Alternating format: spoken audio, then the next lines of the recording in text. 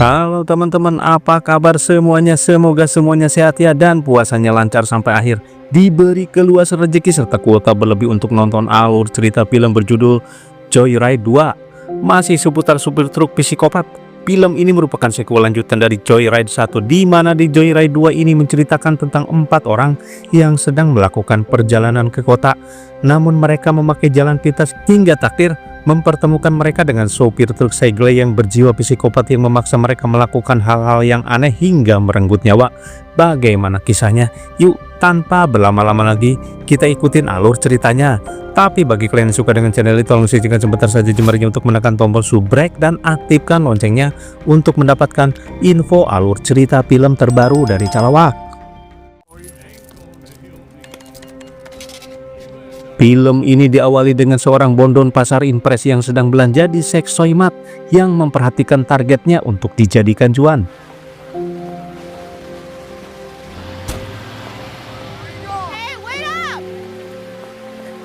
Targetnya ialah supir truk yang kemudian membukakan pintu mobil untuk bondon itu masuk. Si bondon kemudian memberikan harga spesial untuk sang supir karena cuaca hujan. Harga satu celupan menjadi murah meriah karena permintaan supir yang aneh-aneh. Lalu si bondon itu minta keluar, tapi tiba-tiba Are you kidding? What the fuck? There's your exit.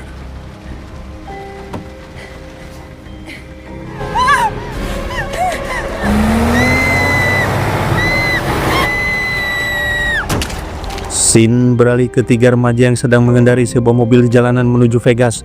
3 remaja itu bernama Kayla, Melissa, dan Bobby, di mana mereka akan mempersiapkan pernikahannya Melissa dan Bobby di kota tersebut. I miss my little sister.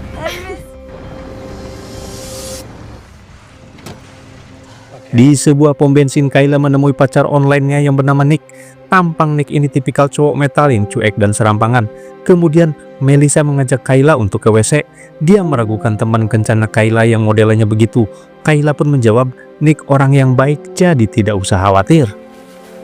I just want to have some. You have to promise to feed him.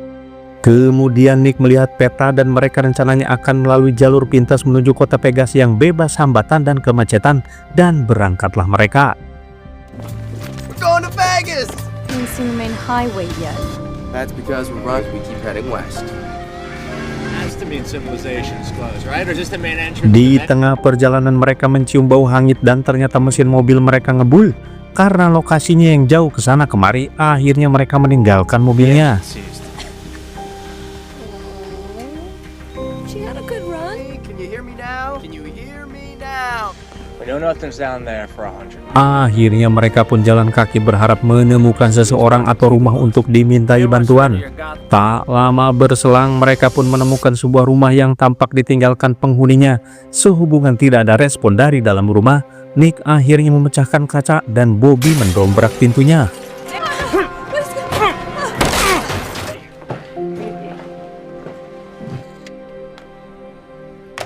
Mereka kemudian memeriksa gudang itu dan terdapat banyak sekali peralatan bengkel dan sebuah mobil antik disertai kuncinya.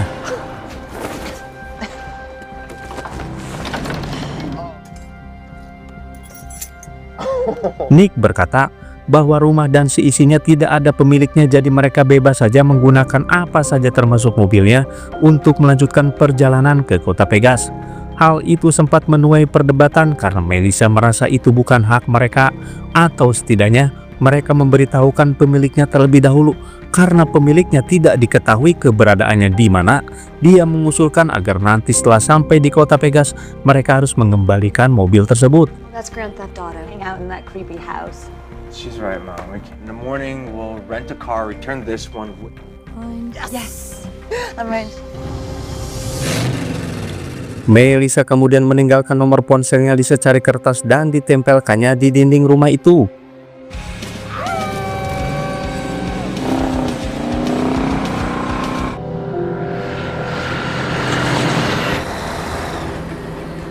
Menjelang sore harinya tampak sebuah truk besar memasuki pekarangan rumah itu. Di keesokan harinya ketika mereka berhenti di sebuah rest area, sebuah truk mengagetkan mereka dengan membunyikan klaksonnya yang kencang. This bike. Motherfucker! Son of a bitch! Di tempat makan, Nick yang berisik mengundang perhatian para sopir truk yang lagi makan di sana. Flip their lid and storm out of here. Come on, gambler. Kemudian Bobby yang risih dengan Nick, dia pun pamit ke kamar mandi untuk nguyuh.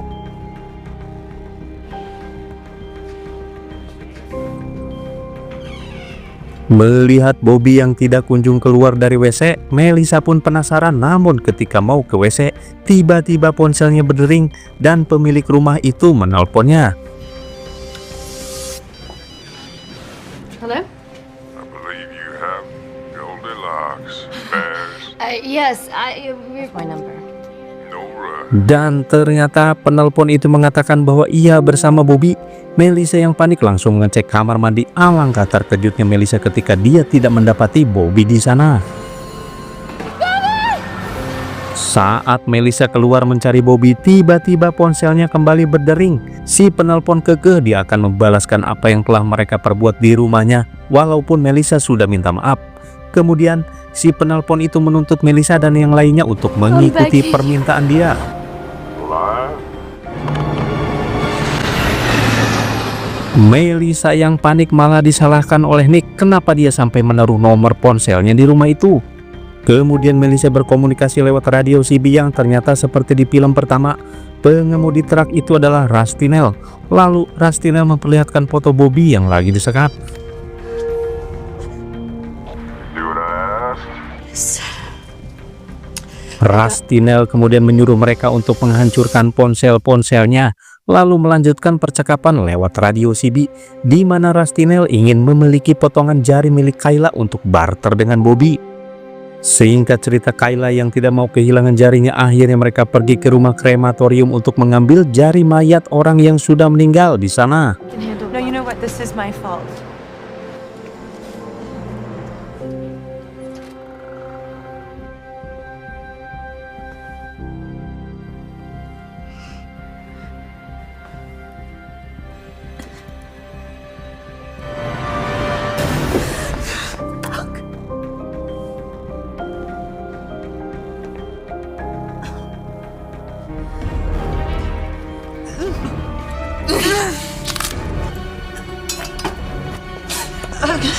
Setelah mendapatkan jari orang meninggal tersebut, mereka kemudian melanjutkan ke tempat yang telah Rusty Nail tetapkan. Saat memasuki area tersebut, Nick dan Kayla turun untuk mengawasi keadaan.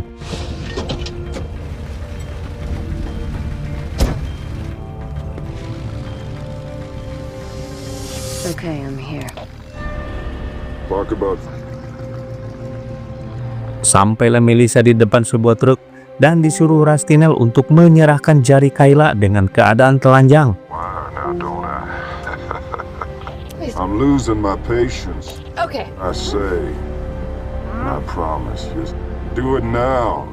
Kemudian di dalam mobil truk terdapat Bobby yang sedang disekap. Dia kemudian dipotong jarinya oleh Rusty Nail.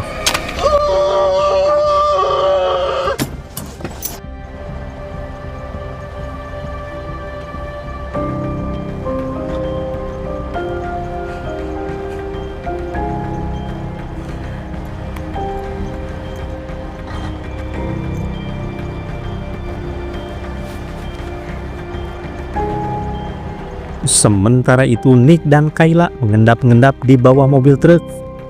Kemudian Melissa berjalan mendekati truk itu untuk menyerahkan jari miliknya Kayla yang dia bawa. Tapi setelah mengetahui bahwa pengemudi itu bukan Rusty Nail, Melissa pun panik karena ada adegan tata ranjangnya telah direkam oleh supir itu untuk kanal YouTube-nya. Where's Bobby? Bobby? What the high heck you talk did not disappoint one bit. Bob! Your titties are too small and... Dan setelah nyambung kembali dengan Rusty Nail lewat radio CB, Rusty Nail mengatakan bahwa jari Kayla itu palsu, bukan jari yang segar yang baru dipotong. Melissa pun tambah panik ketika dia disuruh untuk membuka laci mobilnya. Alangkah kagetnya dia ketika mendapati sebuah jari segar yang baru dipotong miliknya Bobby.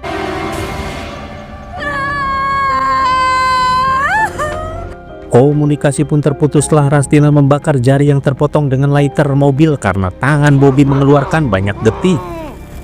Scene beralih ke Rusty Nail yang berhenti di sebuah bar untuk membeli rokok.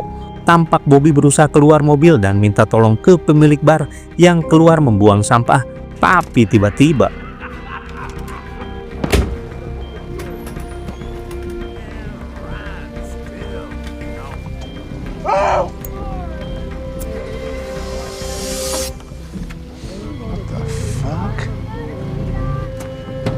What's going on in there? Help me!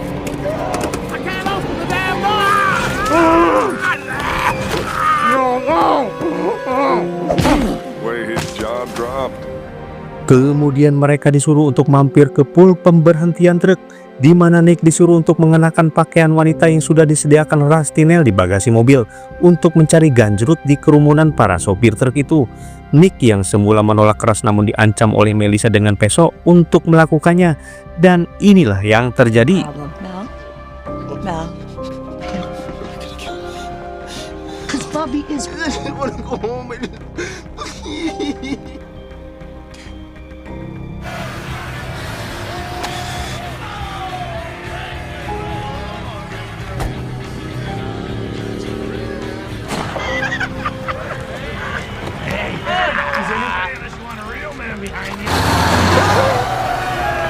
Does anybody have any crystal?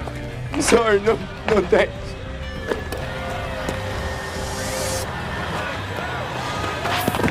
Oh shit!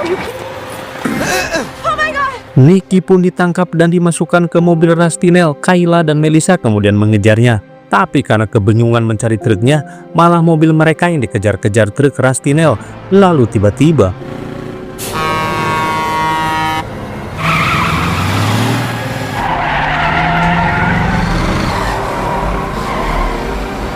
I can't. Okay.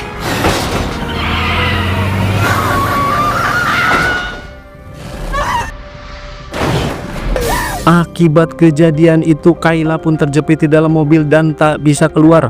Sementara itu, truknya Rusty Nail ancang-ancang untuk melaju dari kejauhan. Lalu tiba-tiba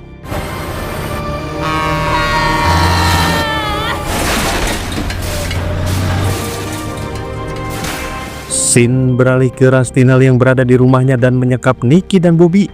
Mereka dipaksa untuk memainkan sebuah permainan di mana taruhannya adalah nyawa.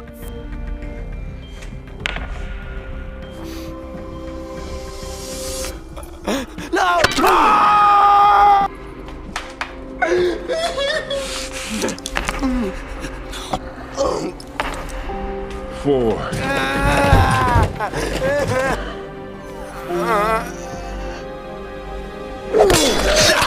Akhirnya Nicky pun modar setelah kalah dari permainan dadu. Melissa kemudian berlari menuju sebuah gudang di mana ia mendapatkan sebuah motor Harley Davidson. Scene beralih ke Rusty Nail yang menyeret Bobby yang masih hidup. Ia kemudian mengikat Bobby di belakang truk miliknya. Kemudian Rusty menderek dan menggantung Bobby di dalam kontainer.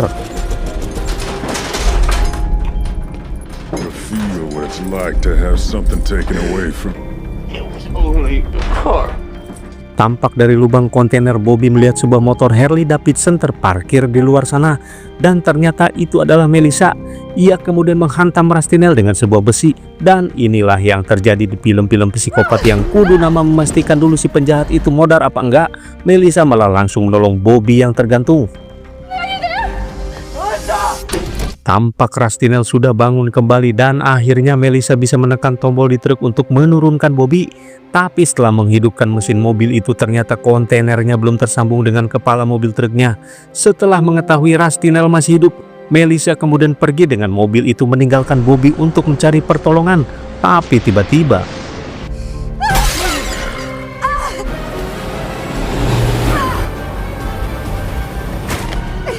We need help! Is anyone there?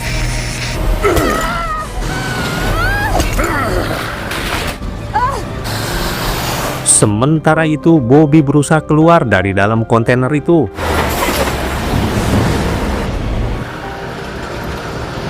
Where are you? Son of a bitch! Dan tanpa disadari ternyata Rusty Nail sudah berada di belakang kemudi.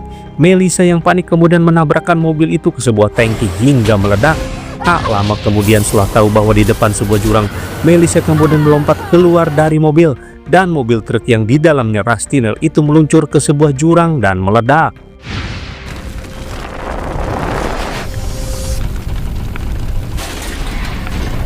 Dan akhirnya Melissa dan Bobby pun bertemu kembali. Sesaat kemudian mereka menikmati pemandangan mobil truk terbakar di ketinggian. Setelah memastikan Rusty Nail modar, akhirnya mereka merasa lega.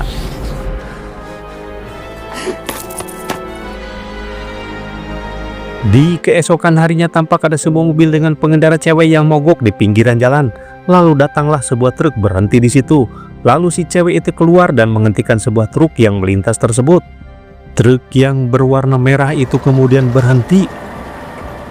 My car won't start. You catch your death out there. Dan ternyata suara sopir itu adalah suaranya Rusty Nail. Film yang sangat menjengkelkan. Oke teman-teman, demikianlah alur cerita film berjudul Joyride 2 ini. Tidak ada hikmah apapun dari film ini selain rasa jengkel karena dari film 1 sampai ke film 2, supir psikopat ini tidak modar-modar.